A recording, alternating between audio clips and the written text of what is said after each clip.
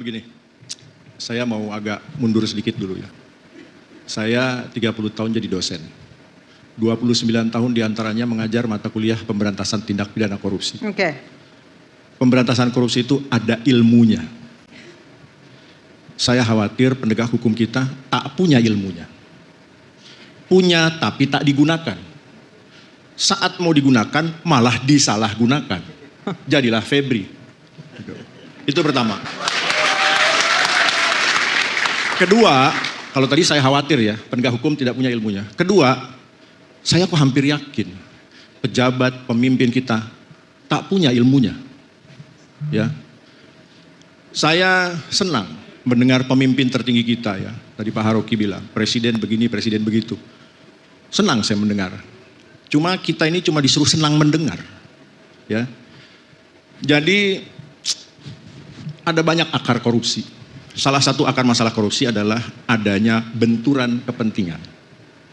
Termasuk yang sepele tadi, mau cepat tapi mau tertib, ya kan? Salah satu penyebab benturan kepentingan adalah rangkap jabatan. Oke. Jadi, omong kosong pemberantasan korupsi adalah seketika presiden rangkap jabatan ketua umum partai politik. Tidak perlu kejar ke Antartika, kejar saja antar kita. Tangkap saja sekitar kita. Tapi kan udah sebelum-sebelumnya juga seperti ini. Oh iya, Pak Ganjar. kejar juga semuanya. Jadi begini, kita ini butuh, masyarakat kita ini butuh contoh.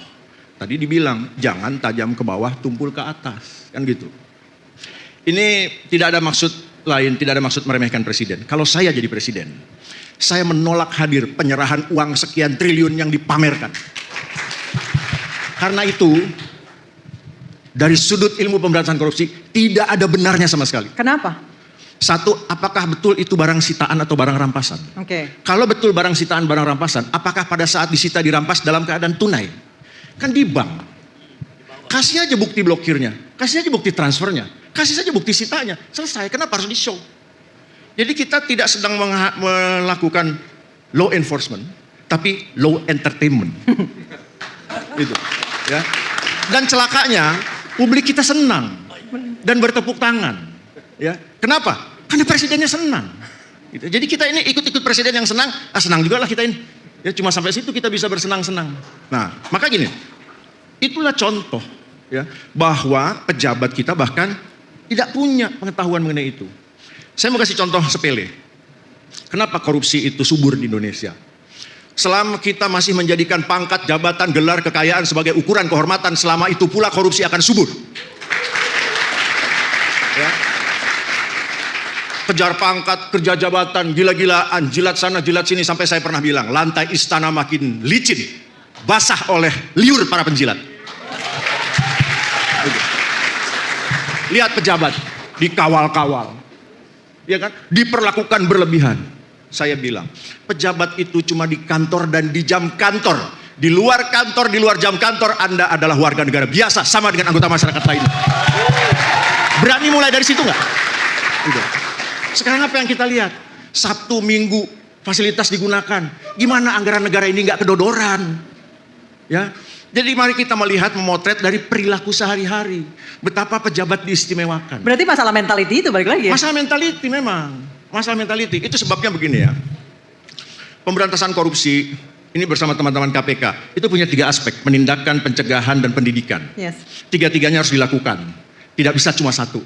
Dalam situasi kondisi tertentu mungkin penindakan dikedepankan. Dalam situasi kondisi lain mungkin pencegahan, mungkin pendidikan. Kenapa penindakan harus dilakukan? Karena penindakan membuat orang takut korupsi. Buat orang normal. Takut, dipanggil, diperiksa, ditahan, digeledah, dipidana. Consistent prosecution is the best prevention. Tapi tidak cukup penindakan, perlu pencegahan. Kenapa? Karena pencegahan membuat orang sulit korupsi. Kenapa sulit korupsi? Karena dibangun sistem, birokrasi, pengawasan, reward and punishment, monitoring, evaluasi, dan lain-lain. Dalam sistem yang baik, orang jahat kehilangan ruang gerak. Tapi itu juga belum cukup. Kita perlu menyentuh orangnya, mentalnya. Kita didik supaya pinter. Karena orang pinter, orang yang terdidik tidak mau melakukan korupsi. Pendidikan membuat orang tidak mau korupsi. Jadi orang baik tidak akan menyalahgunakan kelemahan sistem. Sistem yang baik mempersempit ruang gerak koruptor. Itu yang harus dibangun. Itu. Celakanya, sistem dibangun, pengawasan dibuat. Tapi pengawasannya seremonial. Ya, tidak dilakukan pengawasan sungguh-sungguh, monitoring sungguh-sungguh, evaluasi sungguh-sungguh, punishment sungguh-sungguh. Itu yang kita sayangkan. Nah, kalau bicara hukuman mati, jadi begini, saya harus nyatakan bahwa pada prinsipnya saya setuju hukuman mati. Ya, tapi kan tidak sedikit-sedikit mati. Dalam hukum pidana Indonesia, pidana mati itu hanya dijatuhkan ke tindak pidana yang jumlahnya sedikit sekali. Ya, sedikit sekali. Sudahlah cuma sedikit, jarang diancamkan, dituntut. Sesekali dituntut, tak pula diputus mati oleh hakim. Gitu ya. Diputus mati pun eksekusinya 20 tahun lagi, 25 tahun lagi. Masyarakatnya udah lupa. Ya, nah tapi di sisi lain begini. Dalam situasi penegakan hukum seperti sekarang, sebaiknya hukuman mati tidak dulu dijatuhkan. Yes. Karena hakimnya mudah disuap. Ya, karena jaksanya mudah dikendalikan. Karena penyidikannya mudah sekali merekayasa. Gitu. Jadi bahaya nih kalau tadi sudah disampaikan, kalau mati itu tidak bisa direvisi. Yes. Gitu ya. Jadi kita punya banyak perangkat. Dan saya yakin begini, banyak orang pintar di sekitar presiden juga. Pengawas yang namanya DPR kok tidak melakukan pengawasan, malah menjadi corong perpanjangan eksekutif, katanya legislatif. Oke. Kayak gitu ya. Jadi akhirnya kita harus mengakui bahwa masalah ini mengakar, menjalar kemana-mana. Kalau saya bukan spesifik hukumannya ya, tapi jalankan saja aturan undang-undang yang ada. Kenapa? Karena negara kita sudah punya lebih dari sekedar cukup perangkat undang-undang untuk penegakan hukum, terutama pemberantasan korupsi, termasuk ancaman pidananya. Sudah lebih dari cukup. Kalaupun mau ditambah, kita ini sudah punya undang-undang khusus tindak pidana korupsi, tindak pidana narkotika dan lain-lain. Terus kita sudah punya undang-undang tindak pidana pencucian uang. Tinggal tambah 2 lagi. 1, undang-undang perampasan aset, titik. Bukan perampasan aset tindak pidana.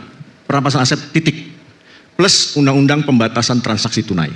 Jadi setelah kita punya berbagai undang-undang yang mengatur tindak pidana, kita punya undang-undang TPPU, kita punya undang-undang perampasan aset, kita punya undang-undang pembatasan transaksi tunai, saya hakul yakin selesai urusan di negara ini.